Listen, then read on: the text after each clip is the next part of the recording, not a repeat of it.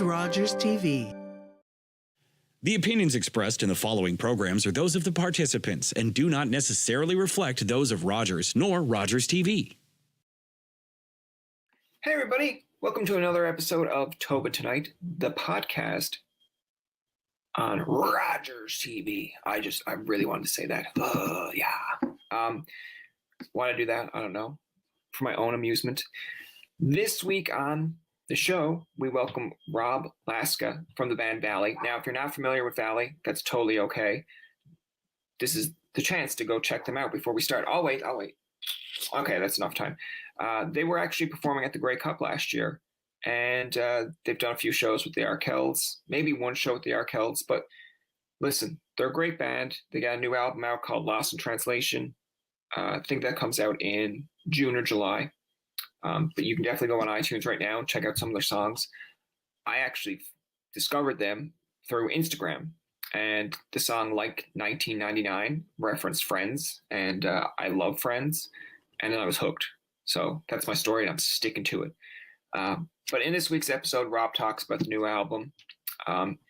He talks about, becoming necessarily like a novelty act, or when you reach legendary status, acts like, say, Adam Sandler, Will Ferrell, bands like Pearl Jam, and just doing music because it's fun and you don't have to prove yourself to anyone because you've already done that.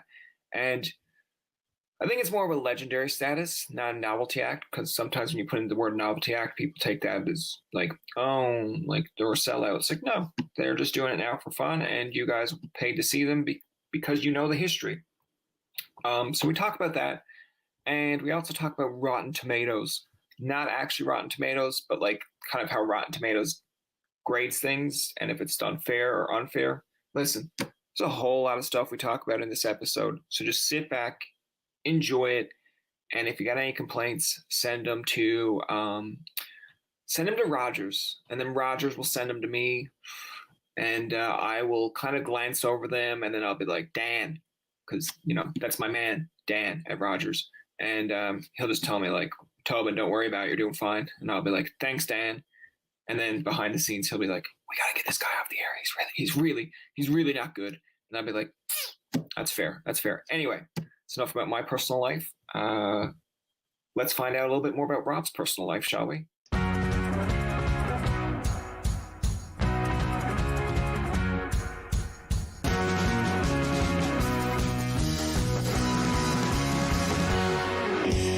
First thing I really want to ask you to start off with is because, again, I tell people I know some things about them, but not everything.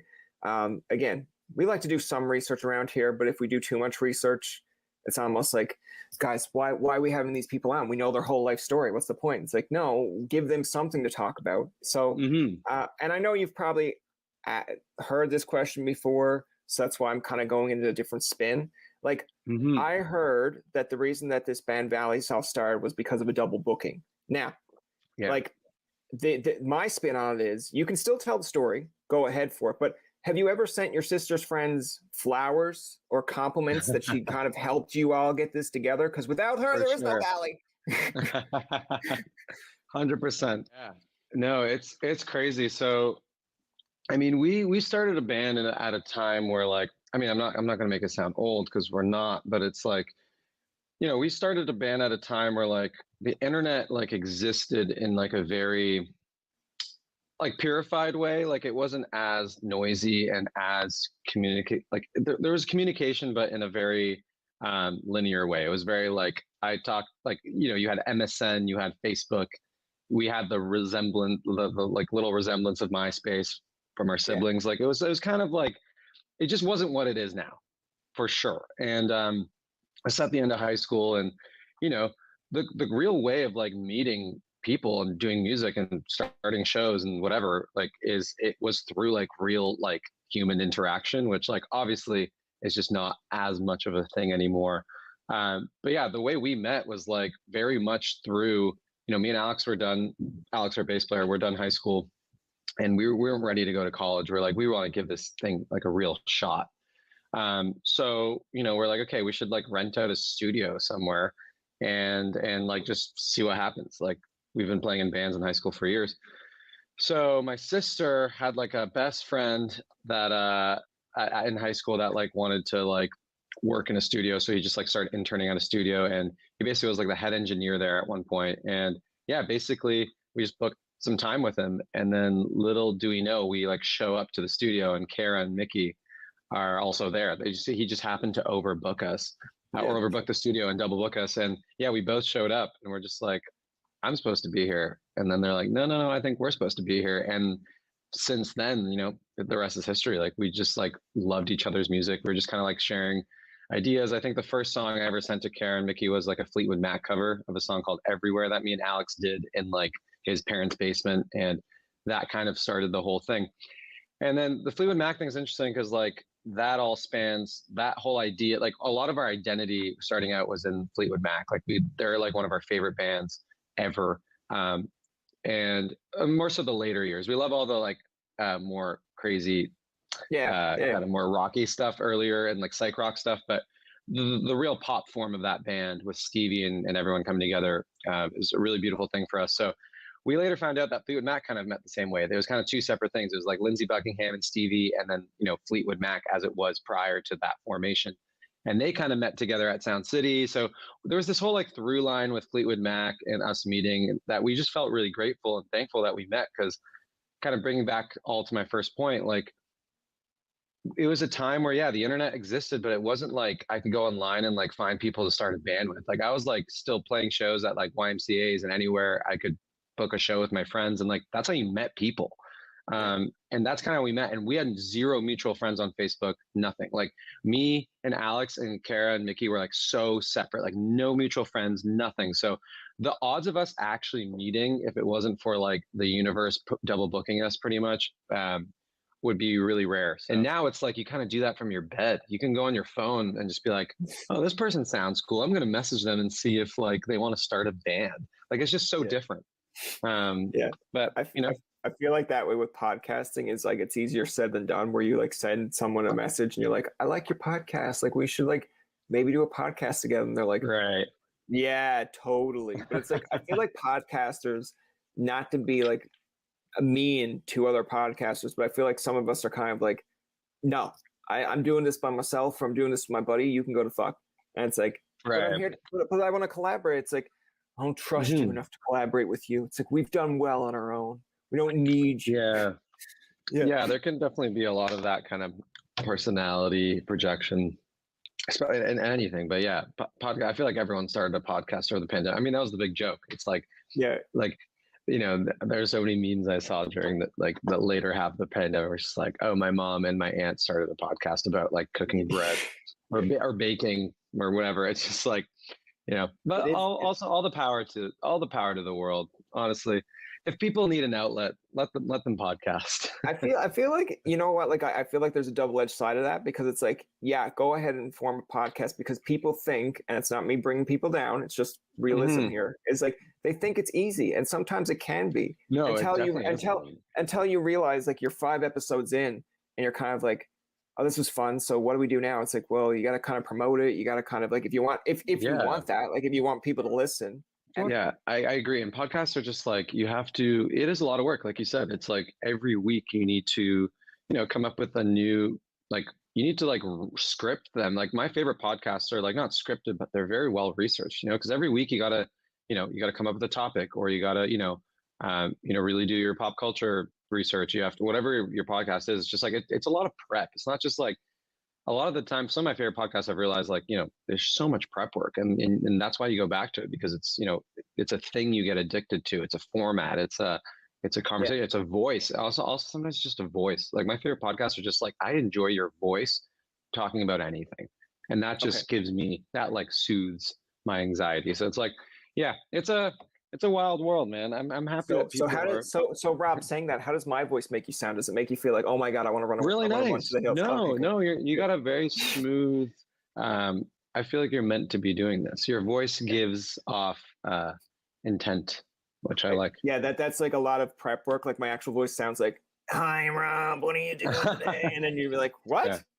Yeah, this Uh, isn't even real. You're just like AI. This is all just like th- this is all your that's what it's gonna come to. There's gonna, you know what? If I had that technology where it's like one day I'm like, you know what? I'm not feeling it. Can you put in the AI Tobin to do this interview? And then the next Oh minute my it's like God. the AI It's Tobin. crazy. Like Kara sent us some like deep fake stuff the other day and it was freaking me out. I was like, okay, this is the point where I know it's been around for a while, deep fake, but it's getting so good now where I kind of said, I'm like, okay, this is where it gets scary. Cause like literally someone can recreate you Yeah, and start their own Tobin Tonight. That's Tobin Tonight version 2. And it's like, like the copy, like we're going to get to a point where we have to copyright people because because someone can recreate me. I got to trademark my like yeah, OG Rob. It's crazy. yeah. But yeah, that's deepfake is where I'm starting to get scared. I'm like, someone can literally just pretend to literally be Morgan Freeman and just go say whatever they want on the internet. Like, tell me a little bit about how you came up with certain songs or your own kind of distinct voice, because I think that you guys do have a distinct like niche or sound. Really? Cool. But that's good to know. I wanted to kind of give you a compliment in this sense, because anytime I see a song that you like, this is the social media world, so you got to put out snippets and then people like just to engage. But anytime I see a snippet from Valley, I'm like, I will deeply listen to it, and then I kind of restrain myself from being like, you place that now. I don't want to listen to it now. But yeah, like Throwback Tears, as soon as I was able to downloaded it, went for a walk, loved it, because it reminded me of, I actually went to school at Carleton. And oh, cool. now I don't know if these are the vibes you want from these songs, but I was like, oh yeah, it's like I remember one time like liking a girl and was very upset about it when like things didn't go my way. But now like years later, looking back, I'm like, yeah, there's no reason to be upset about it. Like things just didn't work out. It's fine. Of course. Yeah. Yeah. Yeah. No, thanks for saying that. That's very sweet of you. And yeah, it always means the world when people like, because we have so many people like loving the music and appreciating it, but it always feels nice when people kind of give you that real life perspective of how it's like entering their lives, because that always means the world to me. Because like we try not to think about those things in writing the songs because we just want to write songs and like just focus on writing a great song and just hoping it'll resonate. But yeah, that means the world. But yeah, I mean, finding our own voice, it's definitely taken a while. Longer than I think other artists and bands that we looked up to. Like we always struggled that early on when we were trying to find our voice, because like a lot of artists, like I don't know, there's just some artists that like they have it from day one.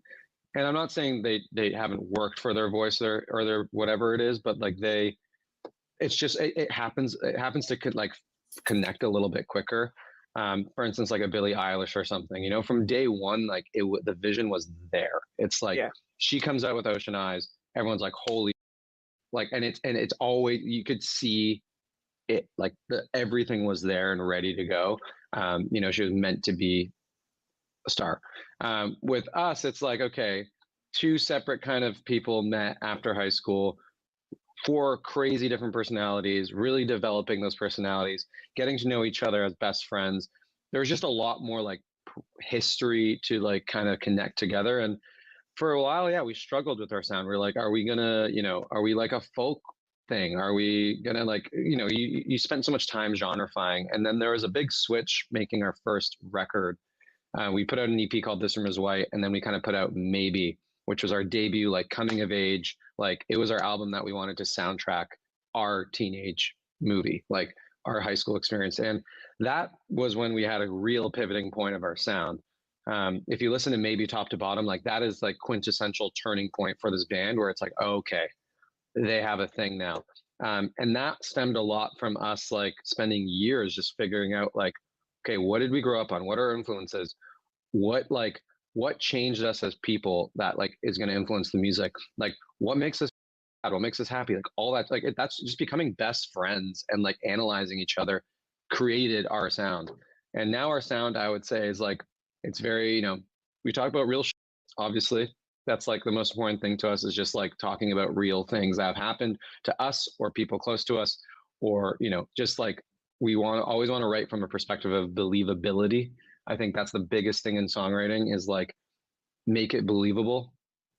Because all people want to do is believe you. And like when people don't believe you in a song, it's like that's the hardest thing in the world to like to accept. But yeah, our value is always a songwriting. We're like, yeah, let's make it believable, let's make it real. And you know, we have a good sense of nostalgia in our music. We like to reference a lot of older kind of music and like kind of melt it with, you know, what we're doing now. And I don't know, it's always just it's all over the place. I'm not really answering the question, but it's just finding the sound. Just yeah, it took a lot of years of becoming friends and like strengthening our friendship. Our next record is such a evolvement of maybe. And you know, I fly to LA next week to start working on the third album, and I already know the third album is going to be so different than Lost in Translation. It's just we're a constant revolving door of like of identity, you know. Because you did mention about working on the third album, but like let's give it time here, Rob, to breathe on the current one. Oh yeah,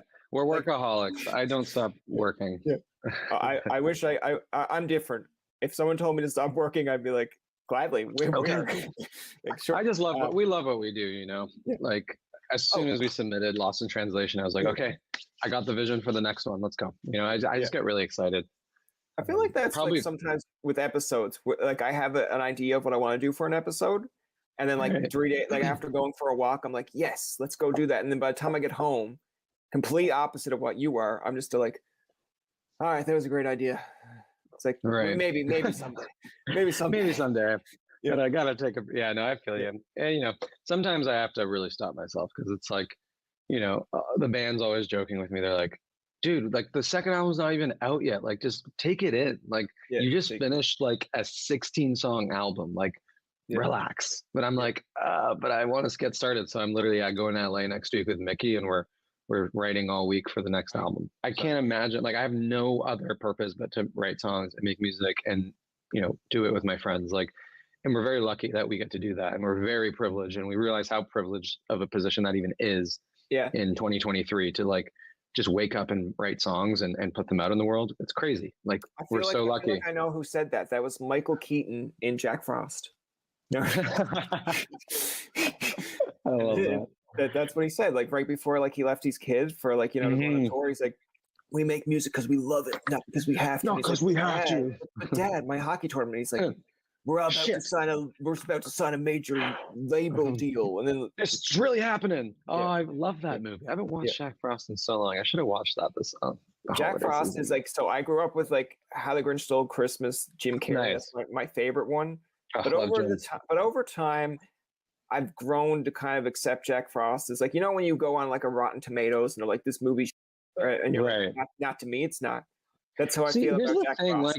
Like, actually, I want to make sure, because Rotten Tomatoes, I feel like get stuff wrong often. Like, I'm always struggling with like Rotten Tomatoes because everyone's like, did you check Rotten Tomatoes? I'm like, yes, but like it's let me down numerous times. Like, I'm pretty sure let me check. I'm pretty sure Forrest Gump doesn't have a good rating on Rotten. Well, my favorite movie all time is Mr. Deeds, and I'm sure they're giving that like. Yeah, okay. They gave it a 71, which I guess is okay for Rotten.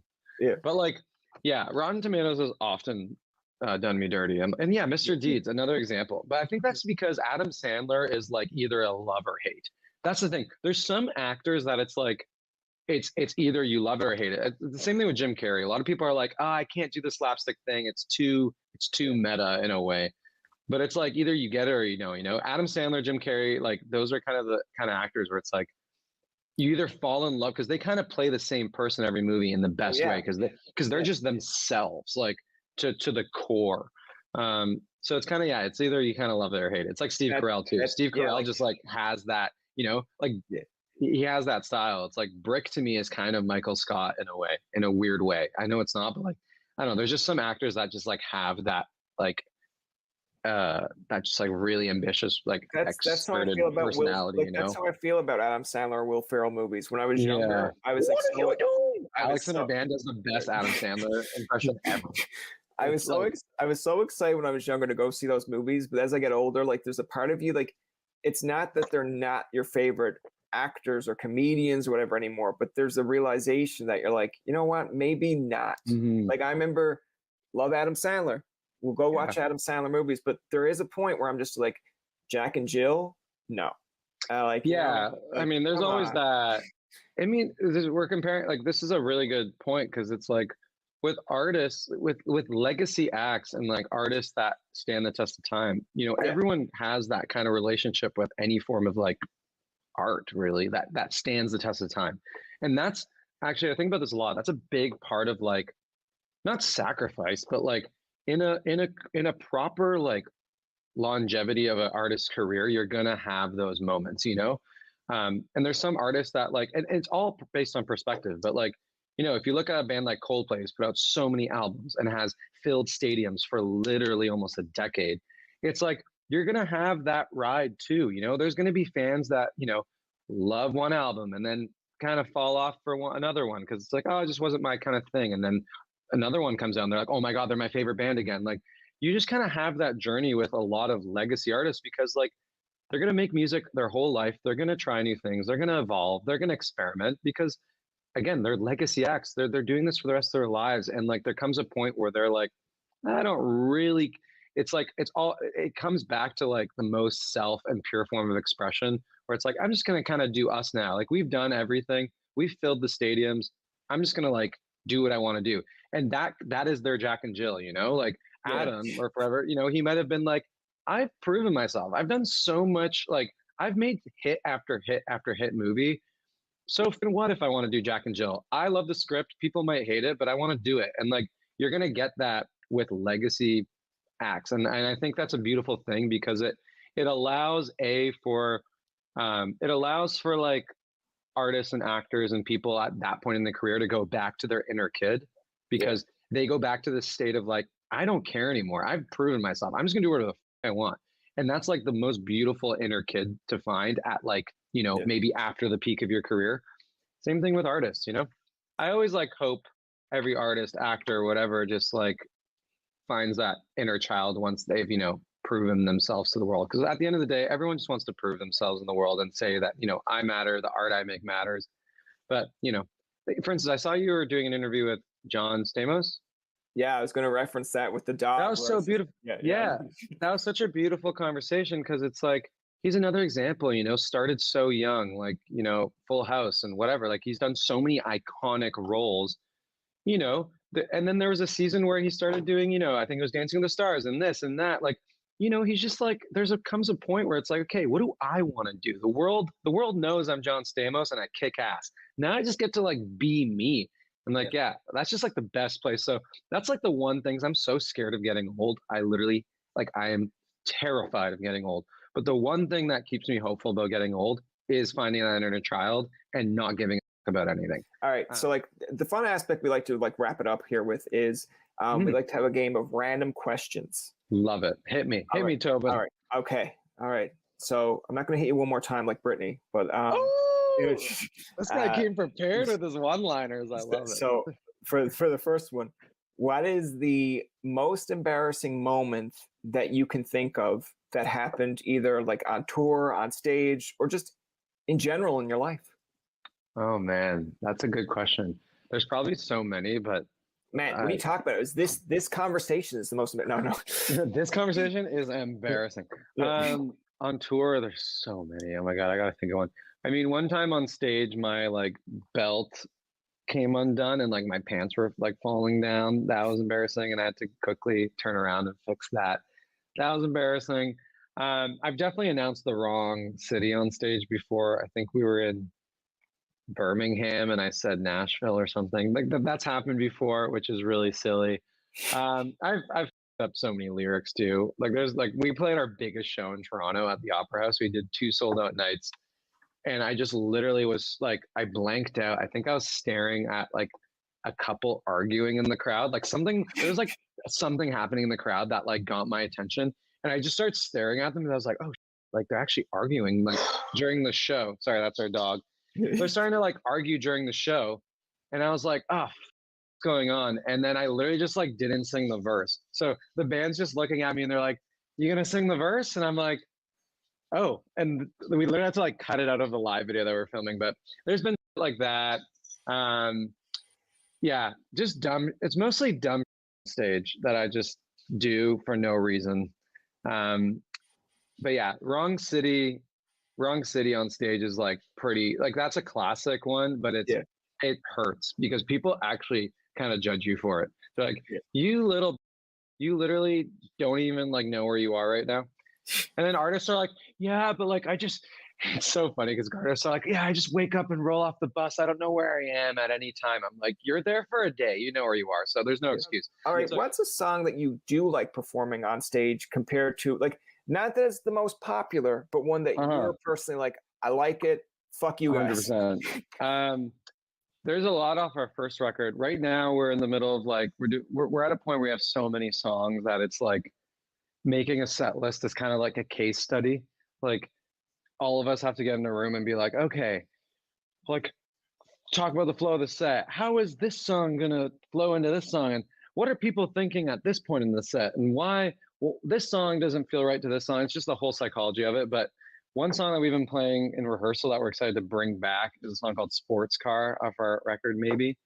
That one is like kind of a deep cult cut for our fans, and yeah, it's just been really fun to play. Like it's this very like nostalgic kind of high school love anthem, so we've been doing that, which I'm excited for. But yeah, I would say Sports Car, Watery Brain, those are two kind of deep cuts from Maybe, and they're really fun, special songs. Who do you think in the band would be like the first one to say, I'm done, it's over? Like, not that they necessarily are leaving the band, but they're just like annoyed at something that one of you did and said, oh my God. Anymore. Honestly, I can't see any of us doing that for real. When I feel like that would have happened in the you know, we've been friends for almost 9 years, so if it were to happen, it would happen already. But honestly, probably me. I could be a bit of not a diva sometimes, but like I feel like I have the most like emotional explosive response if I'm like really not having a good day. So it would probably be some version of me going, you know, like I'm sick of this shit. I'm leaving. But not that I ever have, but you know, it would probably be me. I think it's funny because finger at myself. I think it's funny because that's the whole setup here. This whole time we're having the conversation, the two people that kept on like running back and forth in the background there, they're slowly getting their moving out. They're like I've heard 5 minutes of this interview and I'm done. I'm done. He talks a lot about himself. And they're like, no, it's like that's it. Like it's like it would be, instead of it being Valley, you see just the other three members, like, so, you know, Kara, Mike, or Mickey and Alex, they just leave and they're like, you know what, instead of the song D12, I'm out of this band, they're like, Rob, I'm out of this band, and you're just like, hey, that's about me. Oh my God. About me now. But yeah, I'll point the finger at myself. That can be annoying. That's going to do it for this episode of Tobin Tonight. Our thanks to Rob Laska from the band Valley for coming on to the show. Remember, you can find past, present, and future episodes on TobinTonight.com, Spotify, and iTunes. Follow us on Twitter, like us on Facebook, and leave a comment or two. For Tobin and myself, this is Jacob saying thank you for listening and good night.